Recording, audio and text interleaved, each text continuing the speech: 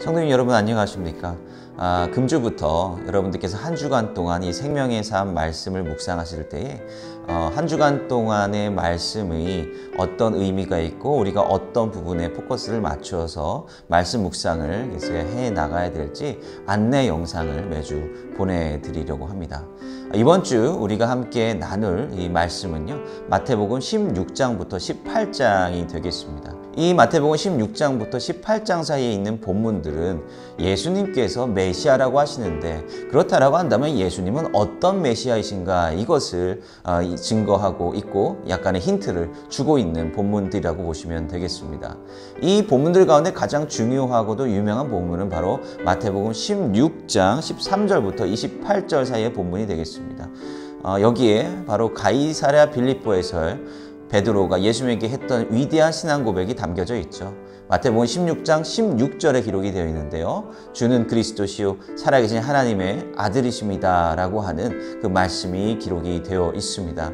그리스도라고 하는 것은 바로 메시아를 의미합니다.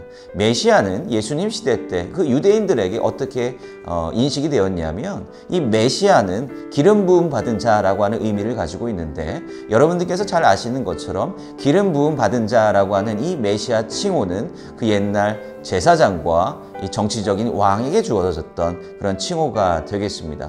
당시 성전이 존재했고 제사장도 있었고 대제사장도 존재했으니 바로 이 종교적으로 기름 부음 받은 자는 있었지만 바로 자기네들을 정치적으로 구원해 줄 메시아는 아직 존재하지 않았습니다. 당시 예수님 시대 때 이스라엘은 로마의 압제에 오랫동안 시달리고 있었기 때문입니다. 그래서 초창기에 예수님을 따랐던 그 많은 이들은 예수님을 정치적인 메시아로 인식하고 예수님께서 이 물리적인 이스라엘의 독립을 쟁취해 줄 분으로 믿고 따랐다라고 하는 것이죠. 제자들도 사실 예외는 아니었던 것 같습니다. 베드로의 신앙 고백을 들으신 예수님께서는 베드로를 칭찬을 하십니다. 그리고 뒤에 어떤 말씀을 하시냐면, 자신이 예루살렘에서 대제사장들과 지도자들에 의해서 고난을 많이 받고 죽임을 당할 것이라, 그리고 그 이후에 부활할 것이라고 말씀을 하게 되죠. 근데 베드로는 절대로 그러한 고난은 있지 않을 것이다 라고 호언장담하지 않습니까? 그때 예수님은 베드로를 아주 호되게 질책을 하시죠. 여기서 우리는 당대의 사람들이 바로 예수님이 메시아 되신다라고 하는 것이 어떤 의미인지 제자들조차도 오해하고 있었다라고 하는 것을 깨닫게 됩니다.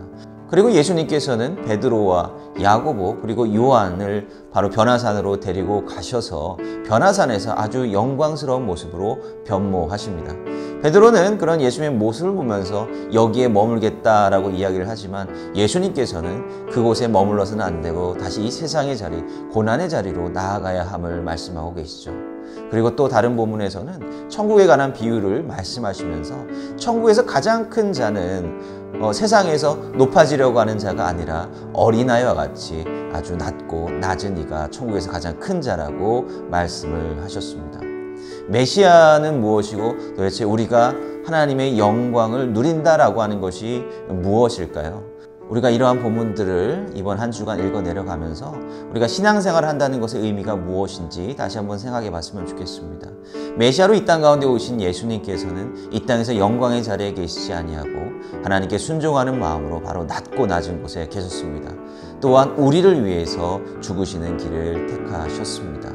그리고 예수님께서 우리에게 말씀하셨던 것과 같이 하나님께 영광을 받고 칭찬받는 이는 이 세상에서 높아지려는 자가 아니라 바로 낮아지려는 자다라고 하는 것이죠. 우리가 신앙생활하고 하나님께 기도하는 것, 그것이 우리의 세상적인 유익과 그러한 목적을 위해서 하는 것은 아닌지 모르겠습니다. 우리를 향한 하나님의 뜻이 어디에 있는지 이 말씀들을, 본문들을 읽어가면서 깊이 묵상하는 이번 한 주간이 되었으면 좋겠습니다. 그럼 이번 한 주간 하나님께서 우리에게 주시는 말씀과 이 메시지로 하루를 시작하면서 그렇게 사순절을 거룩하게 보내시는 성도님들 되시기를 간절히 소원합니다. 감사합니다.